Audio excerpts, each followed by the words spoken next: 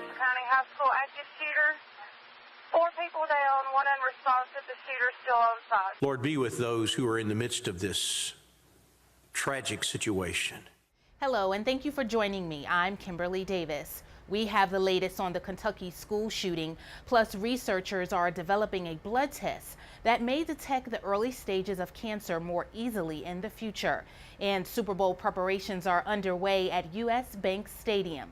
Those trending headlines, and if you're celebrating your birthday, find out who you share the day with. That's all coming up next, today, Wednesday, January 24th. New developments overnight from that school shooting in Kentucky. We've learned that 2 15-year-old students were killed, but a motive for the attack remains unclear. This is the 11th school shooting in America so far this year, and it's only January 24th. ABC's Candace Gibson has the latest. Overnight, a community in Kentucky leaning on each other and their faith. Lord, be with those who are in the midst of this tragic situation. Just hours earlier, chaos at this high school south of Paducah. Marshall County High School active shooter.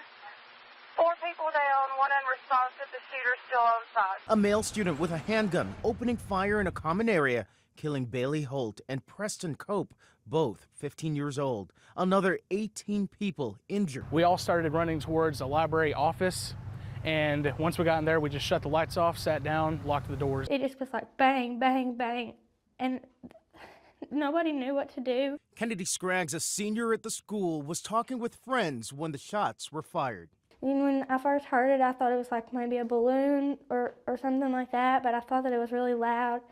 And then after that, I heard 5 more, and it was like unmistakable. You knew it was about to be really bad. The shooting taking place just days before the school's homecoming dance, which was supposed to be held in that same common area. It's crazy to think that Friday we were supposed to be in there, everybody happy and dancing and having a good time, and today 2 people lost their lives in there. The suspected shooter was taken into custody without incident. Police have spoken with his parents, but only able to release a few details about him because he's a juvenile. I don't know anything about him. I know that he must have been going through a tough time, and he needs our prayers, and his family needs our prayers because, I mean, as much as it's a terrible situation, it's only prayer that's going to get us through it, and they need it as much as anybody else. Candace Gibson, ABC News, New York. Scientists may be getting closer to developing a new way to detect cancer in the body. An experimental blood test has the potential to locate early stage cancer more easily. Mary Maloney has details in today's Health Minute. Scientists are seeing progress with an experimental blood test that could detect cancer. In trials, the non-invasive test found the presence of multiple common tumors, including in the ovary, liver, stomach, pancreas, lung, and breast. The findings were published in the journal Science. The blood test is called CancerSeek and could run patients less than $500. That cost is comparable to or lower than other cancer screenings. The test enables researchers to evaluate the levels of specific blood protein markers combined with thousands of DNA markers. Using this information, they developed an algorithm to determine the source of cancer identified in positive tests. CancerSeek's sensitivity averaged 70% among 8 types of cancer.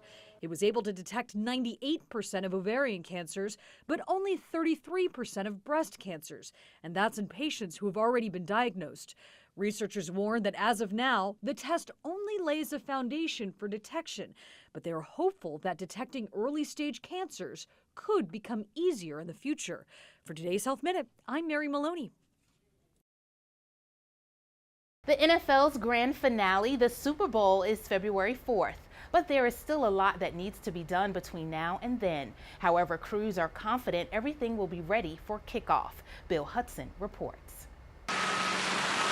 As plows and shovels clean up after Monday's big storm, a more controlled storm is leaving its mark inside US Bank Stadium, dressing it up for Super Bowl Sunday and the focus of world attention. We still got more artwork to do on the field. This is Ed Mangan's 29th Super Bowl. As the NFL's field director, it's his job to get the field game ready. Well, we've turned it from a Vikings home stadium, home field, into a neutral Super Bowl field. His crews just finished painting the end zones, but work continues on the massive halftime show lighting grid. It's encouraging for sure to see the field painted. We still, have more elements that have to be added to that, but there are a lot. The list is probably too long to get into of exactly what needs to get done. With more than 3,000 credentialed media, more space is needed, so temporary press areas will fill parts of the mezzanine and the upper deck.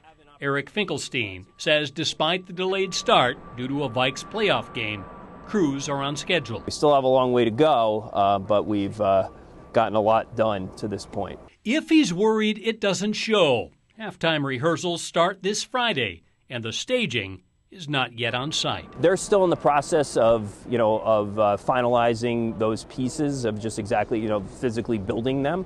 But yeah, I mean, they're all on site, at some of the facilities, outside the building. The halftime show rehearsals begin on Friday and will continue all next week. All that foot traffic means they'll have to repaint some of the field artwork and massage the turf to get it into tip-top condition. Happy birthday if you're celebrating today. You share the day with singer Aaron Neville. He's 77. Also turning 77, singer Neil Diamond. And actress Tatiana Ali of The Fresh Prince of Bel-Air is 39. That's our time for today. Get more headlines at abccolumbia.com and on our mobile app. I'm Kimberly Davis. Be kind to each other. I hope that you have a great Wednesday, and thanks for watching.